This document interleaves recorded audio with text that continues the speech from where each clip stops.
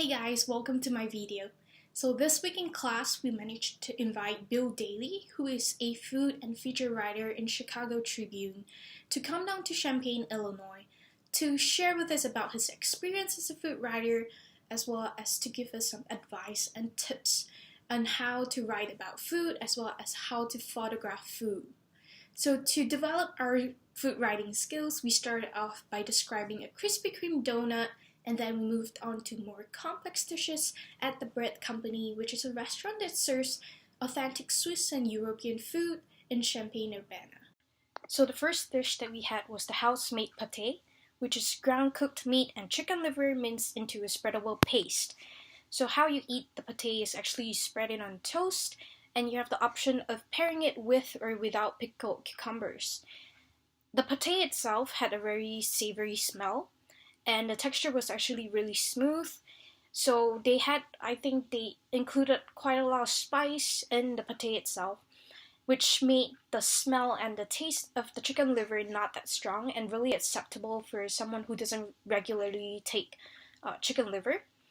And when you have it with pickled cucumbers, it actually brought the flavor to a whole new level, where it was a mixture of savory, sweetness, sourness, and also with the crunch of the toast. It went really well. I really enjoyed the dish, and I feel that the pickled cucumbers actually brought a sense of freshness to the dish itself, because when you pair it with pickled cucumbers, I feel like you won't get tired of the meaty taste and smell of the pâté. So next on the table was the lemon garlic greens, which is a salad topped with cherry tomatoes, capers, house-made croutons, and freshly grated Parmigiano cheese. And the presentation of this salad was actually really pleasing to the eye, but it was a variety of colors with a lot of greens, reds, and a tinge of yellow from the cheese. And the taste was actually really refreshing because they used lemon juice as the dressing. And when you have it with the sweetness of the cherry tomatoes, the sourness of the capers, as well as the refreshing feeling of the greens, it went really well as a light appetizer for you to start off with if you're expecting a more heavy entree. We were then served with a dish called the melted raclette, which is a type of cheese. And truthfully, the smell of the raclette cheese was very, very strong and very pungent when the server first set it down on the table. And I was expecting it to taste really pungent and probably had a very unique taste to it. And not to my surprise was that the first bite of the raclette cheese gave me a really pungent sense in the whole of my mouth. And to me, it tasted a little bit like salted fish. But surprisingly, the taste actually grew on me, and I came to like it the more I ate it.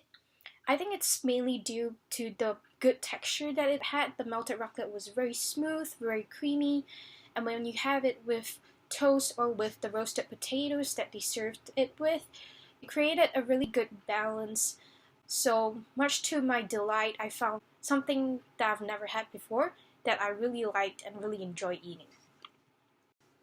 Moving on, we tasted the lamb leg medallions, cooked with Tuscan basil sauce, which was served with two different sides, one with roasted potatoes and vegetables, and the other one with asparagus. But I think that both tasted really good, and the lamb itself was really good. It was cooked from rare to medium rare, which caused it to be very juicy and very tender, and this is definitely a dish that I would recommend to everyone to try. Last but not least, we had the pear pizza, which was really a surprise to me because I would never imagine putting pear on a pizza, but the taste was actually really phenomenal. So this pizza is a thin crust pizza topped with prosciutto, walnuts, blue Stilton, Gruyere, and mozzarella cheese. And when the pizza was first served, I could smell the sweetness of the pizza from where I was sitting, and it smelled a little bit like caramel. But much to my delight and surprise is that when you have the pear on the pizza, it actually didn't taste sweet. So I think it's a really surprising fact that it smelled really sweet, but it didn't taste sweet.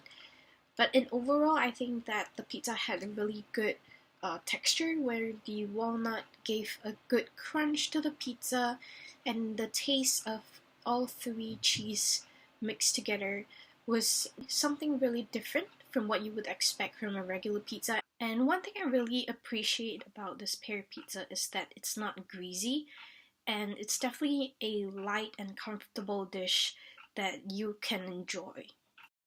So I've learned a lot by the end of the class about food writing as well as about photographing food.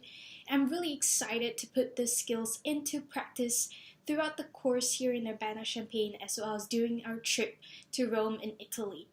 I really hope that you like this video and stay tuned for more videos in the future.